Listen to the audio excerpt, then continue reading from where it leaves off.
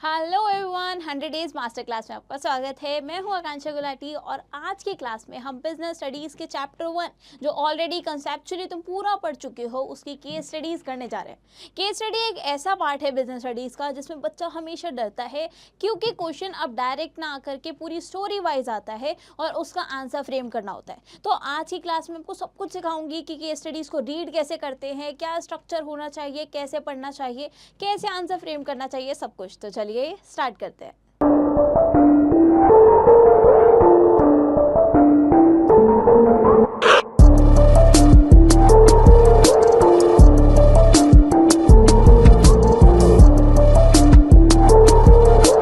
चलिए स्टार्ट करते हैं।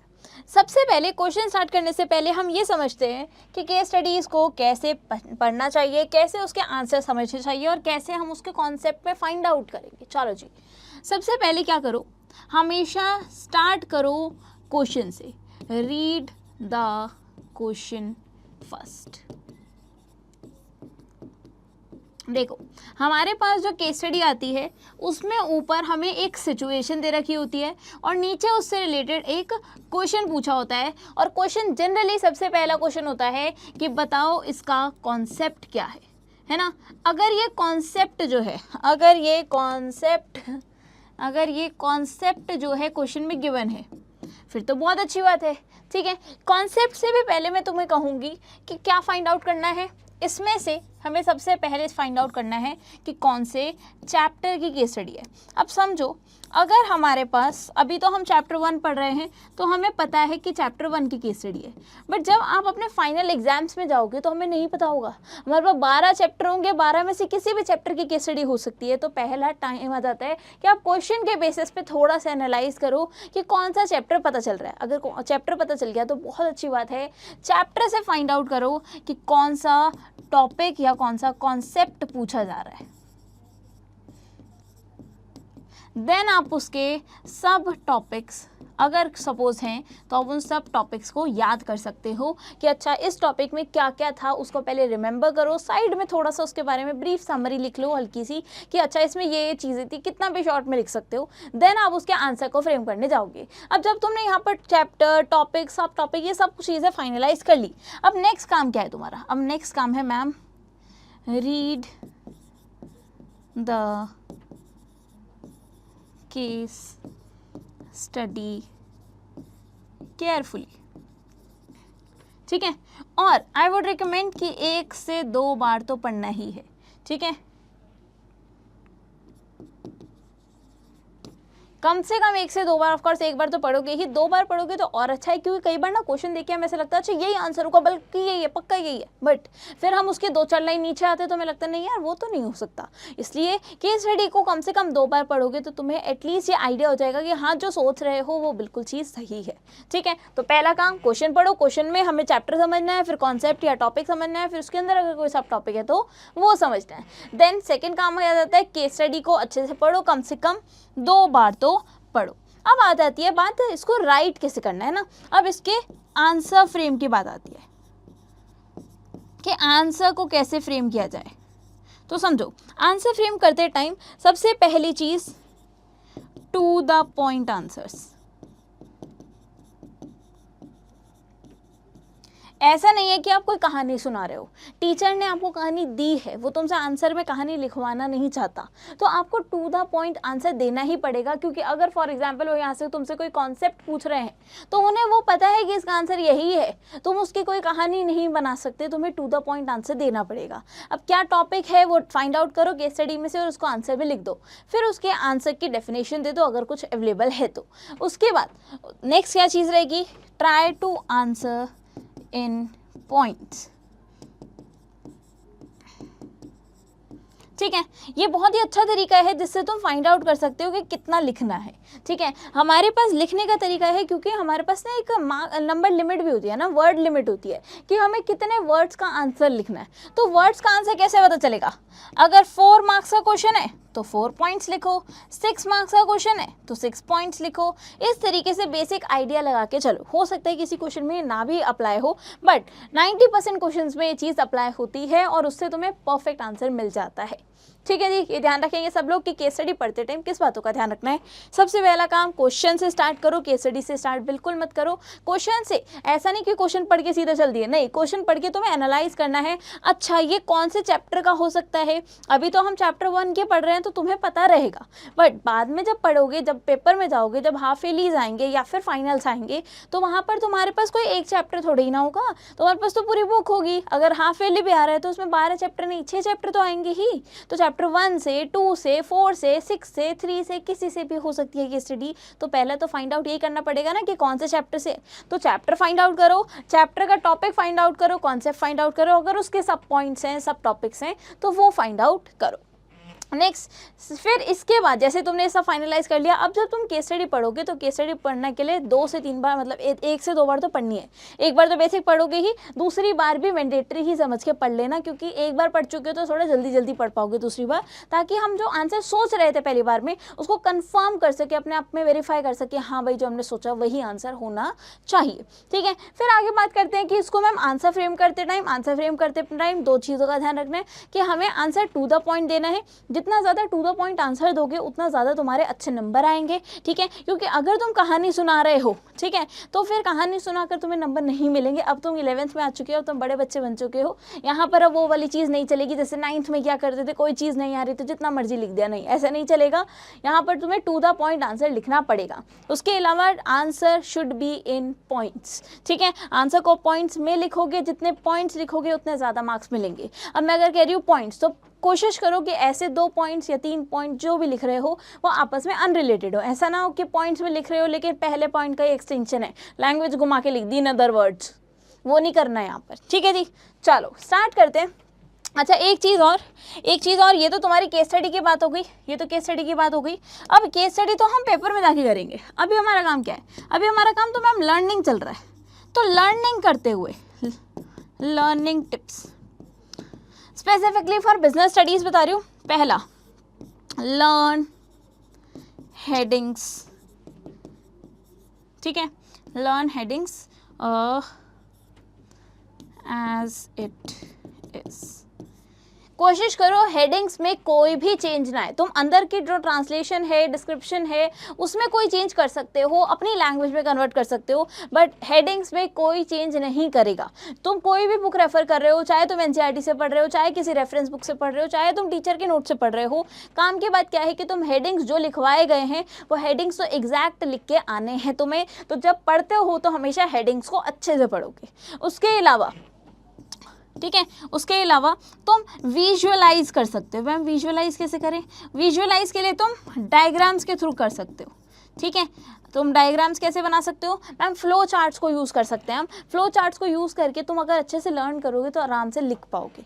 ठीक है, और हर पॉइंट के अंदर, हर हेडिंग के अंदर कम से कम 2 नई बातें तो पता होनी चाहिए तुम्हें। 2 पॉइंट्स तो ऐसे होने चाहिए कि इसके बारे में आया तो ये 2 पॉइंट लिख के आऊँगा। इस तरीके से इतना तुम्हें लर्न करना पड़ेगा ही पड़ेगा। ठीक है, देखो बिजनेस स्टडीज़ थ्योरी सब्जेक्ट है, जब तक तुम इसे लर्न नहीं करोगे तुम्हारे नंबर नहीं आएंगे। ऑफकोर्स तुम अंदर का लिख सकते हो। फॉर एग्जाम्पल, अगर तुमने बिजनेस पढ़ा, बिजनेस की डेफिनेशन पढ़ी, बिजनेस की पहली कैरेक्टरिस्टिक्स पढ़ी, पहली कैरेक्टरिस्टिक्स में पता चला कि business is an economic activity. अब इकोनॉमिक एक्टिविटी में क्या लिख के आओगे? हेडिंग तो तुमने डाल दी, एन इकोनॉमिक एक्टिविटी। अब इसके अंदर क्या, बच्चा ब्लैंक हो जाता है ना। हम पेपर में जाते हैं कि यार इसको क्या बनाएंगे, इसको क्या सोचेंगे। इस तरीके से नहीं करना है।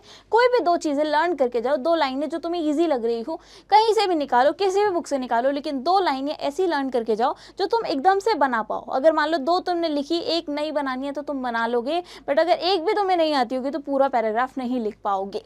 ठीक है जी, चलो ये कुछ बेसिक से टिप्स थी, इसको नोट कर लेना। आगे बढ़ेंगे अब हमारी केस स्टडीज पर। डन, चलो सबसे पहली केस स्टडी आ रही है। जैसे मैंने तुम्हें बताया, शुरुआत करेंगे हम कहाँ से? क्वेश्चन से। सो बाय कोटिंग लाइंस। कोटिंग का मतलब हो गया, कोटिंग का मतलब हो गया हाईलाइटिंग। जो भी पैराग्राफ में लाइंस हैं उन्हें हाईलाइट करना है और क्या आइडेंटिफाई करना है? Various features of business, various features of business, business के फीचर्स। अच्छा मैम बिजनेस के फीचर्स, मैम ये तो हमने चैप्टर 1 में पढ़े थे। ऐसा याद आना चाहिए तुम्हें जब तुम पेपर में बैठे हो। अभी तो सबको पता है कि हम चैप्टर 1 के पढ़ रहे हैं, बट जब तुम पेपर में होगे तो तुम्हें याद आना चाहिए, अच्छा ये चीज़ हमने चैप्टर 1 से पढ़ी। चैप्टर 1 में टॉपिक्स है फीचर, ठीक है। चैप्टर का नाम क्या है? चैप्टर का नाम है nature and significance of business, है ना। उसके बाद चैप्टर 2 हमारे पास, सॉरी चैप्टर 2 बोल रही हूँ, कॉन्सेप्ट आ गया हमारे पास, कॉन्सेप्ट आ गया, या टॉपिक जो आ गया वो आ गया फीचर्स। और अब इसके साथ तुम्हें इस टॉपिक के जो अंदर सब पॉइंट्स हैं उन पॉइंट्स को याद कर लेना है कि अच्छा इसके अंदर हमने 7 पॉइंट पढ़े थे, business is an economic activity, है ना। इसके अंदर प्रोडक्शन परचेज करते हैं, सेल करते हैं, है ना, फॉर रेगुलर बेसिस होता है, फॉर अर्निंग प्रॉफिट होता है, रिस्क होता है, अनसर्टेनिटी होती है। अच्छा ये 7 पॉइंट होते हैं, तुम्हारे दिमाग में क्लियर हो गया? ठीक है, तो हमने क्या क्या फाइंड आउट किया? चैप्टर नंबर, चैप्टर नाम कुछ भी, उसके बाद उसका टॉपिक और उसके अंदर के सब पॉइंट सब टॉपिक को फाइंड आउट किया। अब केस स्टडी पढ़ना शुरू करेंगे। देखो हो क्या रहा है, Annu and Renu good friends हैं, बहुत अच्छे दोस्त हैं। After completing a course in fashion designing 10 years back, both of them started their own separate outlets in Jaipur and Delhi respectively to earn their livelihood. Renu ने बाय किया एक readymade garment from various manufacturers और उसको sell करती है in her store.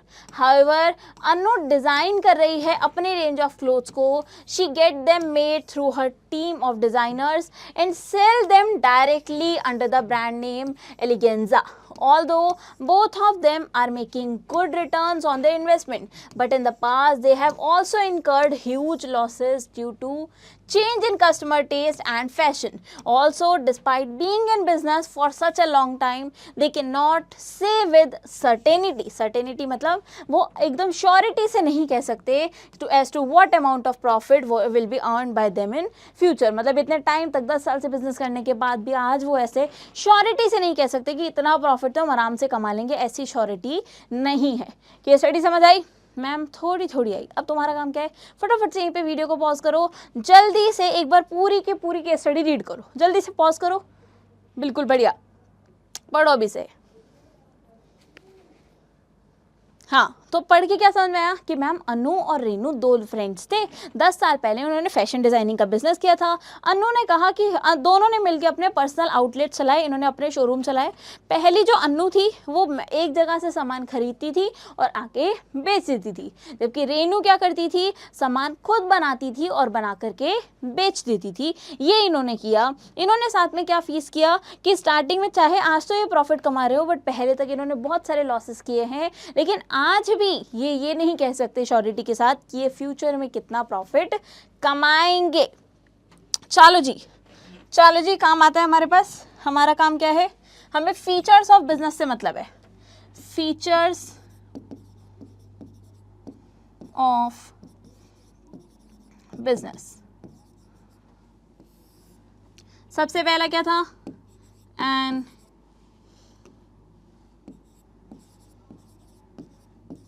Economic activity. Number 2 purchase या procurement भी लिख सकते हो, परचेज और प्रोक्योरमेंट सेम होता है, एंड प्रोडक्शन, ठीक है, परचेज और production of goods and services. उसके बाद सेल ऑफ या exchange of goods and services. उसके बाद ऑन अ रेगुलर बेसिस, है ना, ऑन अ रेगुलर बेसिस। उसके बाद अर्निंग प्रॉफिट्स। उसके बाद एलिमेंट ऑफ रिस्क और अनसर्टेनिटी ऑफ रिटर्न। ठीक है दी, मैंने तुम्हें कहा था कि टॉपिक्स के अंदर सब टॉपिक्स फाइंड आउट करने, तो हमने सब हेडिंग्स को ढूंढ लिया। अब तुम्हारा काम क्या है, सोचो कि कौन कौन से पॉइंट्स यहाँ पर आए थे। क्या इन्होंने यहाँ पर स्टार्टिंग में कहीं पर कुछ ऐसा बताया था कि अच्छा ये बिजनेस कर रहे हैं पैसा कमाने के लिए? मैम ऐसा कुछ नहीं बताया। तो हमारे पास पहला तो इसमें हो ही नहीं सकता इकोनॉमिक एक्टिविटी, है ना। हो सकता है चलो अभी चेक करेंगे, ठीक है, हो सकता है नहीं हो सकता है, तुम सोच के रखो होगा नहीं होगा। उसके बाद क्या मैम एक परचेज कर रहा है, कौन परचेज कर रहा है मैम, अनु परचेज कर रही है और रेनू प्रोडक्शन कर रही है, तो ये तो पॉइंट तो है ही है। उसके बाद क्या दोनों सेल भी कर रहे हैं मैम, बिल्कुल कर रहे हैं। क्या रेगुलर बेसिस पे कर रहे हैं, ऐसा कुछ बताया नहीं, बट रेगुलर बेसिस पे तो होता ही होता है ना। पर क्या इसके ऊपर केस स्टडी में कोई लाइन दिखी थी मैम, अभी तक तो नहीं दिखी थी, बट इतना पता है ये होता है, तो अभी तक नहीं दिखी थी तो इसको हम साइड करते हैं। उसके बाद क्या ये प्रॉफिट अर्न कर रहे हैं, बिल्कुल कर रहे हैं। क्या उन्होंने पहले लॉसेस किए थे, बिल्कुल किए थे, तो रिस्क का एलिमेंट है। उसके बाद क्या रिटर्न की श्योरिटी है, नहीं है, तो अनसर्टेनिटी होने वाली है। चलो जी आंसर चेक करते हैं कि क्या क्या है। सबसे पहले एन इकोनॉमिक एक्टिविटी, मैम उन्होंने आफ्टर कंप्लीटिंग स्टार्ट ही क्यों किया था, ताकि वो पैसा कमा पाए। After completing a course 10 years back both started their separate outlets to earn their livelihood. Earn their livelihood का मतलब ही क्या है, पैसा कमाने के लिए बिजनेस कर रहे हैं ये, तो पैसा कमाने के लिए बिजनेस किया तो इकोनॉमिक एक्टिविटी हो गया। सेकेंड प्रोडक्शन प्रोक्योरमेंट कर रहे हैं गुड्स एंड सर्विसेज का, रेनू खरीदती थी और जबकि अनु जो है डिजाइन कर रही थी। मेरे ख्याल से इन्होंने उल्टा किया है, लेकिन देख लेते हैं एक बार।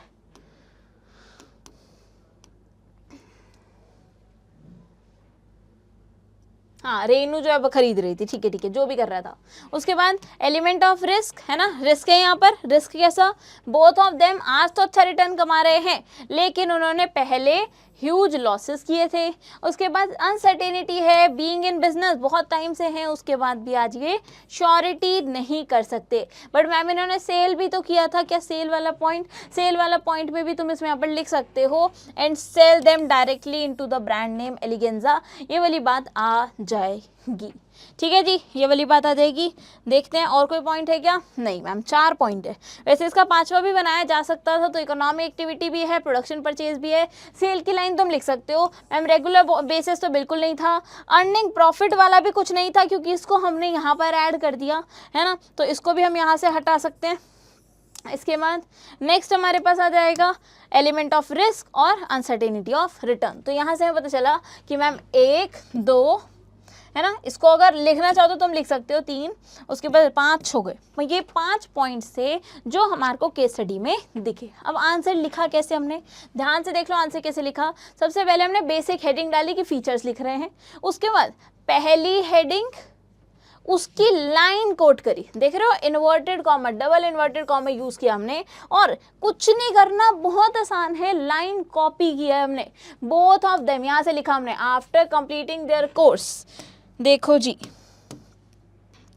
after completing a course in fashion designing 10 years back both of them started their own outlets in Jaipur respectively to earn their livelihood। क्या हमने अपने आप से कुछ लाइन बनाई, नहीं, कि हमने बस क्या किया, सिर्फ कॉपी पेस्ट ही तो किया। मतलब मैम अगर हेडिंग आती होगी तो अंदर का तो हम केस स्टडी से में से देख के लिख सकते हैं, बिल्कुल लिख के लिख सकते हैं, कुछ भी अपने आप चेंज करने की जरूरत नहीं है। तो यहाँ पर तुम्हारा आंसर फ्रेम हो जाएगा। तो सिंपल, हमने चैप्टर समझा, टॉपिक समझा, उसके सब टॉपिक समझे, उसके बाद हमने केस स्टडी को पढ़ा, केस स्टडी को बस ध्यान से पढ़ा कि केस स्टडी में क्या चीज़ कह रहा है वो। उसके बाद हमने पॉइंट्स को लिखा कि अच्छा ये पॉइंट्स हमने इसके अंदर पढ़े थे, इसमें से कौन सा लग रहा है उसको टिक किया, जो नहीं लिख रहा है उसको क्रॉस किया, और फाइनल आंसर फ्रेम किया। फाइनल आंसर कैसे फ्रेम किया, फाइनल आंसर में पहले हेडिंग डाली, फिर उसकी लाइन लिखी, तुम इसको अनदर लाइन में भी लिख सकते हो। अगर हाईलाइट की बात करूँ, देखो अगर तुम कोई भी कीवर्ड यूज़ कर रहे हो, फॉर एग्जांपल इकोनॉमिक एक्टिविटी है, तो तुम तो एक पेन यूज़ कर रहे हो, तो इसको अंडरलाइन करके आओगे ही आओगे, याद रखना, ठीक है। बिजनेस स्टडीज़ में जितना क्लीन एंड क्लियर काम करोगे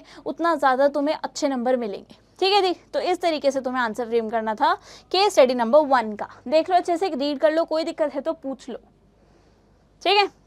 मैम कहाँ पूछें बेटा, कमेंट सेक्शन में एक कमेंट डालो, मैं देख लूँगी। चलो जी आगे बढ़ते हैं, case study number 2। Case study number 2 क्या कह रही है, देखो जी, क्वेश्चन से स्टार्ट करेंगे।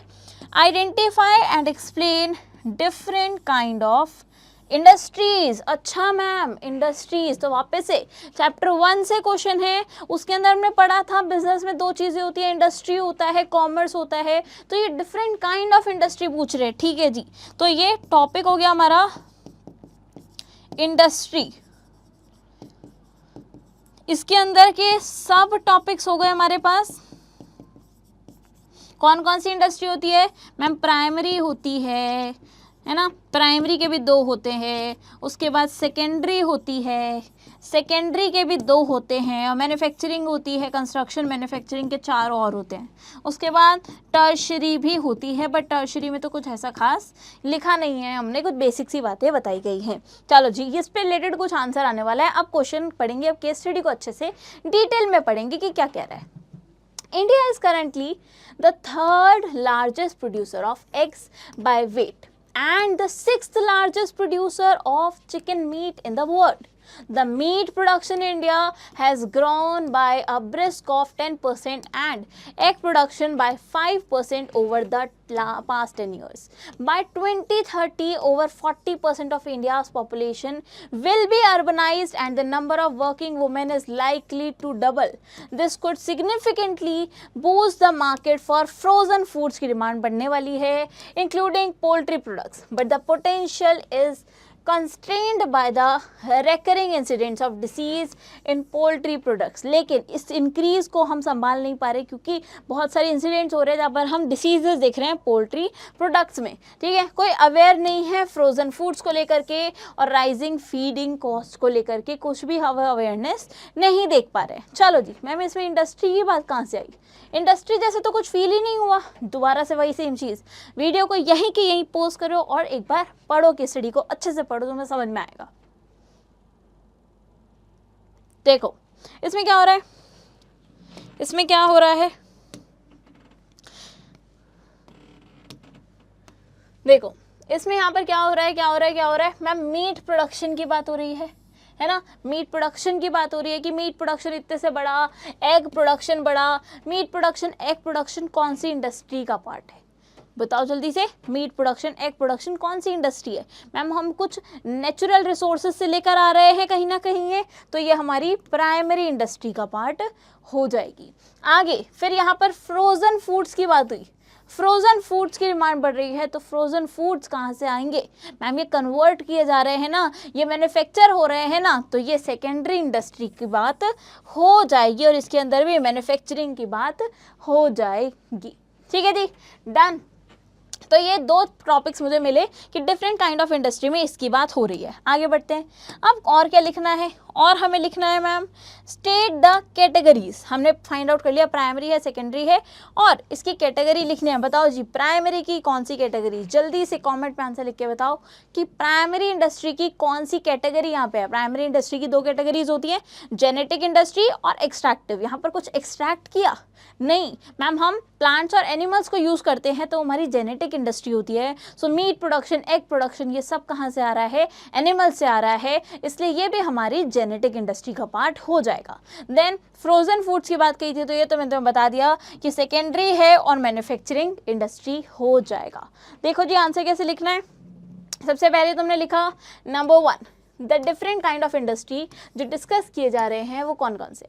हमने ये बोला प्राइमरी इंडस्ट्री, यहाँ पर एग का और मीट का प्रोडक्शन हो रहा है, और फिर प्राइमरी इंडस्ट्री की डेफिनेशन लिख दी। Primary industries are concerned with all those activities which involve extraction and production of natural resource and reproduction and development of living organism जैसे कि प्लांट्स, एनिमल्स एटसेट्रा। फिर दूसरी इंडस्ट्री सेकेंडरी, जिसमें हम बात कर रहे हैं फ्रोजन फूड्स की, है ना। Secondary industries are concerned with using material which have already extracted, जो हमने नेचुरल रिसोर्सेज से रॉ मटेरियल लिया उसको कन्वर्ट किया जाएगा ताकि हम उसको कहाँ यूज़ कर सके, उसे फाइनल गुड्स में कन्वर्ट कर सके। सेकंड क्वेश्चन क्या था मैम, कैटेगरीज बताओ। तो कैटेगरी में हमने बोल दिया प्राइमरी का पार्ट है जेनेटिक, क्योंकि ये एग्स और मीट की बात कर रहा है। सेकेंडरी का पार्ट है मैन्युफैक्चरिंग, क्योंकि ये फ्रोजन फूड की बात कर रहा है। क्या मैम हम जेनेटिक और मैन्युफैक्चरिंग को भी एक्सप्लेन कर दें? बहुत ही अच्छा कर दोगे तो एक एक्स्ट्रा इंप्रेशन ही पड़ेगा और शायद एक्स्ट्रा मार्क्स भी मिले। हो सकता है टीचर सिर्फ इतना लिखने पे आधा नंबर दे, पर एक्सप्लेन करने पे आधा नंबर और दे, है ना, हो सकता है। तो इसलिए इनकी एक्सप्लेनेशन भी तुम लिख सकते हो। बताओ जी सबको यहाँ तक अच्छे से आ गया? कोई दिक्कत है? 2 केस स्टडीज हमने अच्छे से कर ली है। आगे बढ़ते हैं, केस स्टडी नंबर 3 वापस से क्वेश्चन से स्टार्ट करेंगे। Identify the various objectives of business. वापस से मैम चैप्टर 1 का क्वेश्चन है, टॉपिक है ऑब्जेक्टिव्स। ऑब्जेक्टिव्स के अंदर मैम हमने 3 तरीके के ऑब्जेक्टिव्स पढ़े थे, economic objective, social objective, human objective. Basically तो 2 ही थे, इकोनॉमिक और सोशल। चलो जी आगे, और कोई और 2 ऑब्जेक्टिव्स बताने हैं जो ऊपर मेंशन नहीं है। मतलब मैम ऊपर जो 2 हैं अगर वो इकोनॉमिक और सोशल हो गए तो तीसरे की बात हो रही होगी, मे बी नॉट। क्या इकोनॉमिक सोशल के और सब टाइप्स भी हैं? मैम है तो इकोनॉमिक के अंदर बहुत सारे पढ़े हैं हमने, profit earning, market standing, innovation, है ना। सोशल के अंदर भी बहुत सारे पढ़े हैं, quality goods and services, reasonable prices, employment opportunities, है ना, इकोलॉजिकल, इको फ्रेंडली। तो इस तरीके से बहुत सारे पॉइंट्स हो सकते हैं। तो अभी अंदाजा ना लगाते हुए केस स्टडी को पढ़ेंगे। चलो जी, गुड हेल्थ लिमिटेड एक नेम है जो जाना जाता है ऑर्गेनिक फूड सेगमेंट्स में। कंपनी अभी 30% शेयर एंजॉय कर रही है, मार्केट शेयर कितना है? 30% in this segment over the past 4 years. It introduced new range of product. अब वो नए तरीके के प्रोडक्ट्स लाती जा रही है रेगुलर बेसिस पे, और किस बात को ध्यान दे रही है कि कस्टमर की नीड बदल रही है, कस्टमर की प्रेफरेंस बदल रही है। Through the best use of available resources its work efficiency is high. Moreover, in order to keep high morale of its manager, various professional programs भी ऑर्गेनाइज करती है कंपनी टाइम टू टाइम। ठीक है जी, इससे ma'am market share पता चला, ये पता चला कि वो रेगुलर बेसिस पे नए प्रोडक्ट्स लेके आ रही है ना। अपने मैनेजर्स को क्या कर रही है?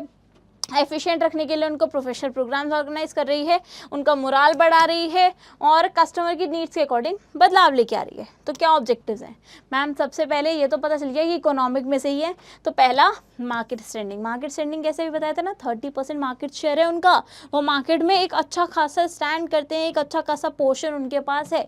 तो अब तो हमने एक्सप्लेन किया बिजनेस, ठीक है, जरूरी नहीं है तुम्हें यही पॉइंट्स एक्सप्लेन करने, तुम कोई भी लर्न करके एक्सप्लेन कर सकते हो। बेसिकली हेडिंग नहीं बदलनी चाहिए। चलो जी, every business should strive to create and maintain a reputable market position रखना चाहता है। In order to achieve this हमें क्या करना होगा? एक बिजनेस को एनहांसिंग कस्टमर सेटिस्फैक्शन पे फोकस करना होगा। नंबर 2, वो नए प्रोडक्ट्स ला रहे थे तो अगर कॉम्पिटिटर्स के ऊपर एज चाहिए, पब्लिक इमेज को बूस्ट करना है तो कॉन्स्टेंटली रिव्यू भी करना होगा, रिवाइज भी करना होगा, प्रोडक्ट को क्रिएट करनी होगी नई टेक्नोलॉजी, नई यूटिलिटी के products. Number 3, productivity, high efficiency से काम करना था हमें। तो the ratio of value of inputs and value of output reflect करता है प्रोडक्टिविटी। याद रखना, जितना कम इनपुट डाल के ज़्यादा आउटपुट आएगा उतने ज़्यादा एफिशिएंट हो तुम, ठीक है, उतनी ज़्यादा प्रोडक्टिविटी बढ़ रही है। तो हमेशा हर ऑर्गेनाइजेशन इसी पे फोकस करती है कि कम इनपुट के साथ कैसे मैक्सिमम आउटपुट लाया जा सके।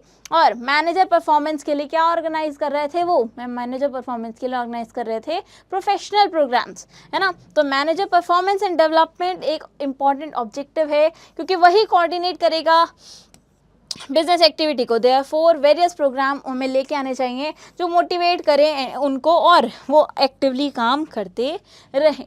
तो मैम क्या यही लिखने हैं?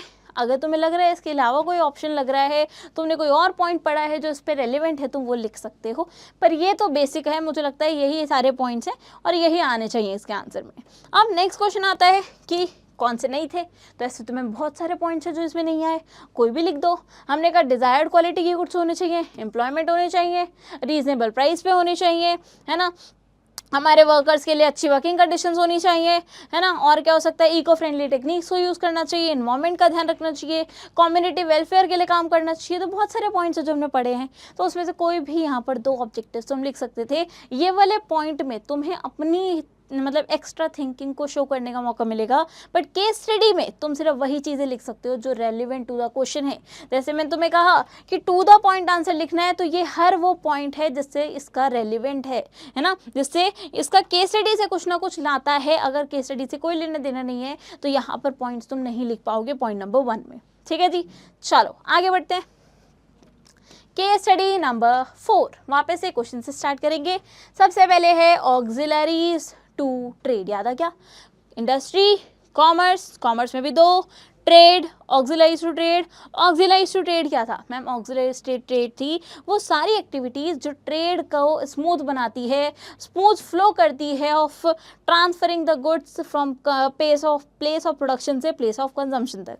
अगर तुमने कोई और अच्छी डेफिनेशन पढ़ी है तो बिल्कुल लिख सकते हो। मैम क्या इस डेफिनेशन के लिए क्या मुझे इस केस स्टडी को पढ़ने की ज़रूरत है? नहीं, सिंपल क्वेश्चन पढ़ो, आंसर लिख दो। Next, identify different auxiliaries that are being used by Harshit.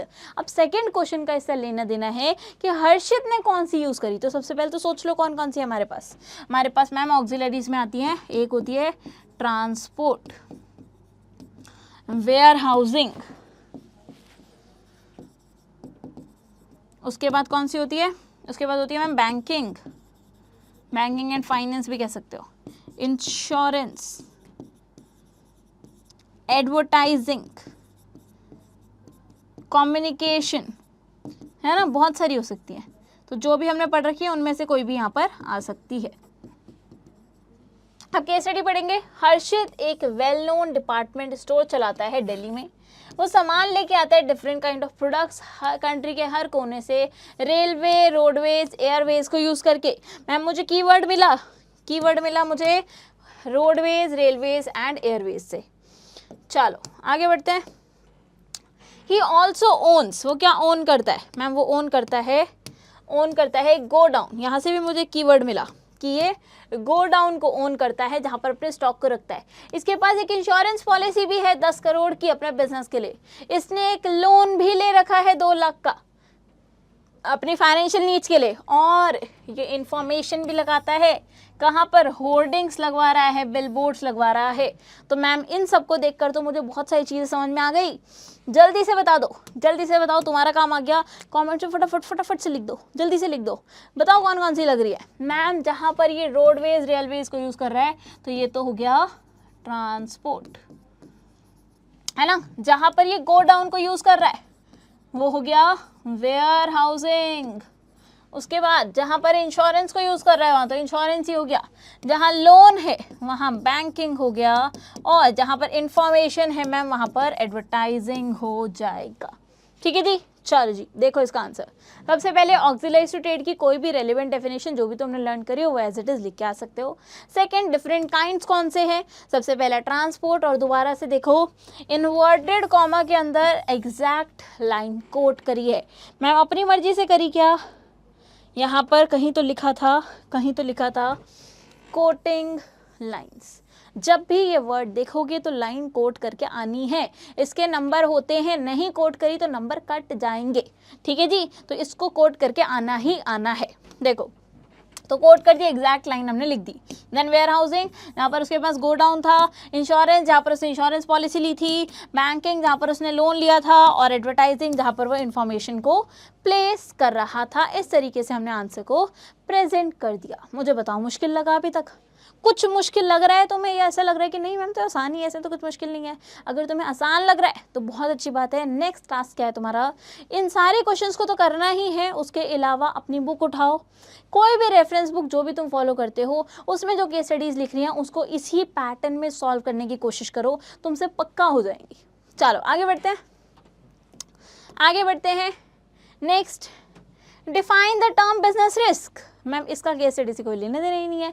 Business risk की डेफिनेशन वैसे ही मैंने याद की थी, है ना। It refers to the possibility of loss और प्रॉफिट, है ना, किसी भी रीजंस की वजह से हो सकता है। तो वो जो डेफिनेशन हमने याद करी है वो एज इट इज़ लिख देंगे। चलो, what type of business risk involved in the decision of test Buds private limited ने ऐसा क्या डिसीजन लिया जो इन्हें रिस्क फेस करना पड़ रहा है? तो मैम इसका तो टेस्ट बर्ड ने क्या किया पढ़ना पड़ेगा। और लास्ट, कोई 3 फीचर बताने हैं बिजनेस रिस्क के। तो वापस से देखो, इसका क्वेश्चन से कोई लेना देना नहीं है। तो इस 3 क्वेश्चन में से तुम पहला वाला और आखिरी वाला तो अपने आप लिख सकते हो, सिर्फ सेकंड वाले के लिए तुम्हें केस स्टडी पढ़नी पड़ेगी। टेस्ट बड्स प्राइवेट लिमिटेड एक popular food and beverage maker है, planning to launch 2 new soya based snack लेके आना चाहती है, Mingle and Tingle, in order to tap India fast growing health conscious traditional snacks market में। इसकी strategy है to this strategy will help the company to take on domestic major Hariram Foods International Private Limited, जो largest brand है हमारे India में sweet और Sewri snacks के लिए, जिसका 28% मार्केट शेयर है, उससे इन्हें एक एज मिल जाएगा। ठीक है जी, क्वेश्चन से हमें समझ आया कि मैम इन्होंने कैसे डिसीजन लिया, जहाँ पर जो हमारे इंडियन ट्रेडिशनल स्नैक्स है उसमें ये न्यू सोया प्रोडक्ट्स को लेके आ रहे हैं जो हेल्थ कॉन्शियस कंज्यूमर्स को ये प्रोवाइड करेंगे। अच्छा, तो मैम यहाँ पर बिजनेस रिस्क कौन सा हो सकता है? बिजनेस रिस्क तो हमने दो टाइप के पढ़े हैं, एक होते हैं स्पेक्यूलेटिव रिस्क, एक होते हैं प्योर रिस्क। प्योर रिस्क में तो या तो प्रॉफिट होगा या तो लॉस होगा, कोई चांस ही नहीं है। बट यहाँ तो चांस है, इनको प्रॉफिट भी हो सकता है, इनको लॉस भी हो सकता है। तो इस केस में हमारा कौन सा रिस्क आ गया मैम? इस केस में आ गया हमारा कौन सा टाइप? बोलो जल्दी से बताओ, क्या है? Speculative risk. स्पेक्यूलेटिव रिस्क, ठीक है जी, स्पेक्यूलेटिव रिस्क इसका आंसर हो जाएगा। तो देखो, पहले बिजनेस रिस्क की डेफिनेशन लिख दी, फिर स्पेक्यूलेटिव रिस्क लिख दिया, अब इसके कोई भी दो फीचर्स लिख दिए कि अनसर्टेनिटी से अराइज होता है और एक रिस्क एसेंशियल पार्ट है बिजनेस का। ठीक है जी, आया कोई दिक्कत? इसके अंदर का जो पार्ट है तुम अपने आप से लिख सकते हो, जो भी तुमने दो लाइनें लर्न करी हैं वो यहाँ पर लिखी जा सकती हैं। बेसिकली हेडिंग तो सबसे ज़्यादा इंपॉर्टेंट है और टू द पॉइंट आंसर लिखना ज़रूरी है। आगे बढ़ते हैं। अच्छा, ये तीसरा पॉइंट भी हमारे पास आ गया। लास्ट क्वेश्चन है भी शायद ये, हाँ जी लास्ट क्वेश्चन है हमारे पास ये। देखो, कपिल शर्मा वॉन्ट्स, मैम कहाँ चल दिए क्वेश्चन से, describe briefly various types of business risk. तो वापस बिजनेस रिस्क कौन कौन से टाइप हैं ब्रीफली बोला है ना, ये तो नहीं बोला कि क्वेश्चन में कौन से हैं। तो मैम कोई भी हो सकते हैं, जो भी हो सकते हैं उनको लिख देंगे। इसके बाद स्टेट एनी टू सजेशंस जो सुनील देना चाह रहा है। अब सुनील क्या दे रहा है वो ऊपर पढ़ना पड़ेगा, और फिर कोई भी दो कॉजेज लिखने हैं। तो वापस 3 क्वेश्चन में से 2 क्वेश्चन तो तुम अपने आप से लिख सकते हो।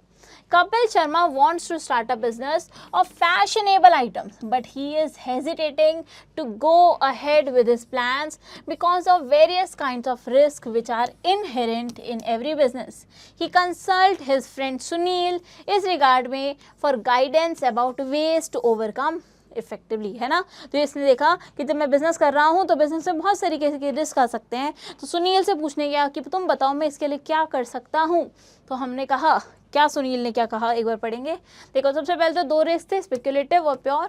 जो तुमने इसके बारे में लर्न किया है वो एज इट इज़ यहाँ पर लिख दोगे। आगे आओ, क्या उसने बताया, या तो मार्केट में एंटर ही मत करो, अगर बहुत रिस्की है ना तो मत जाओ। इंश्योरेंस पॉलिसी लेके रखो ताकि रिस्क इंश्योरेंस कंपनी पे चला जाए। Assume risk by making provisions, ठीक है, तुमने पढ़ा है ना प्रोविजन फॉर डाउटफुल डेट, कि अगर डेटर से पैसा ना आए तो उसके लिए प्रोविजन बना के रख सकते हैं। वैसे ही यहाँ पर भी तुम्हारे पास ऑप्शन है कि तुम प्रोविजन बना के रख लो। रिस्क को बांट दो, मतलब अगर तुम मैन्युफैक्चरर होलसेलर के साथ बिजनेस करोगे तो तुम्हारा रिस्क सिर्फ तुम्हारा नहीं रहेगा, बाकी लोगों का भी हो जाएगा, तो डिस्ट्रीब्यूशन यहाँ पर हो जाएगा। और लास्ट, कौन कौन से कॉजेज हैं? मैम बहुत सारे कॉजेज पढ़े थे, उसमें से नेचुरल भी हो सकते हैं, ह्यूमन भी हो सकते हैं, कोई भी 2 लिखने थे तो हम अपने आप से कोई भी 2 लिख देंगे और अंदर का थोड़ा सा एक्सप्लेन कर देंगे कि नेचुरल में क्या हो सकते हैं। मैम नेचुरल कैलामिटीज़ हो सकती है, जैसे कि फ्लड आ सकता है, अर्थक्वेक आ सकता है, साइक्लोन्स आ सकते हैं, है ना, कुछ भी हो सकता है, लाइटनिंग हो सकती है, कुछ भी हो सकता है। और ह्यूमन कॉजेज में मैम हमारा किसी की नेग्लिजिबिलिटी हो सकती है ना, किसी की इनएफिशिएंसी हो सकती है, तो इस तरीके से कुछ भी ह्यूमन कॉजेज हो सकते हैं।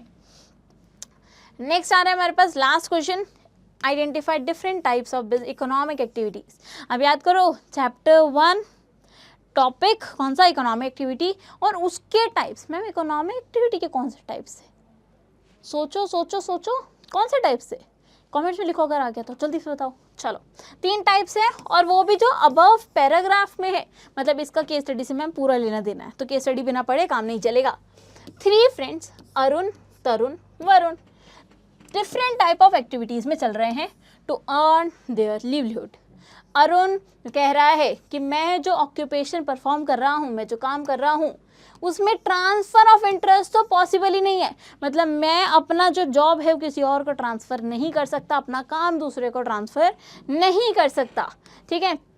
In case of my occupation and at the same time उसके लिए कोई कैपिटल भी नहीं चाहिए। देन तरुण कहता है मेरे ऑक्यूपेशन में भी मैं अपना काम दूसरे को ट्रांसफ़र नहीं कर सकता, पर मेरे को क्या चाहिए, high degree of specialised knowledge चाहिए। और वरुण कह रहा है कि इस ऑक्यूपेशन में हम ट्रांसफ़र कर तो सकते हैं, लेकिन कुछ फॉर्मेलिटीज़ हैं फॉलो करनी, और कैपिटल इन्वेस्टमेंट तो बहुत बहुत बहुत ही ज़्यादा ज़रूरी है। मेरे ख्याल से सब लोग समझ गए होंगे। तो ये वाला क्वेश्चन तुम्हारे लिए होमवर्क में है। तुम्हें क्या करना है, इस क्वेश्चन का आंसर कहीं से देखना नहीं है, अभी के अभी क्लास देखते टाइम ही फटाफट से सोचो और इसका आंसर कमेंट में लिखो कि कौन सी एक्टिविटीज़ ये परफॉर्म कर रहे हैं, और फिर कॉपी में इसका डिफरेंस भी लिख लेना कि क्या डिफरेंस है और कौन कौन से पॉइंट्स का डिफरेंस यहाँ पर हो रहा है। बहुत बेसिक सा क्वेश्चन है, इसमें बहुत ज़्यादा टफ कुछ नहीं मिलेगा तुम्हें। ठीक है दी, ठीक है दी। अब यहाँ पर हमारी केस स्टडीज़ एंड हो रही हैं। आई होप तुम्हें पहला लेक्चर बहुत अच्छे से आया होगा, केस स्टडीज़ आ गई होंगी काफ़ी हद तक। अब तुम्हारे एग्जाम्स भी आने वाले हैं, तो इस मेथड को फॉलो करना, ज़्यादा से ज़्यादा प्रैक्टिस करना। आई एम 100% श्योर ये बहुत ज़्यादा फ्रूटफुल रहेगा तुम्हारे लिए, बहुत ही ज़्यादा तुम्हें हेल्प करेगा। Thank you so much guys, मिलते हैं नेक्स्ट क्लास में। तब तक के लिए खूब खूब पढ़ाई करो, खूब खूब आगे बढ़ो। Bye bye.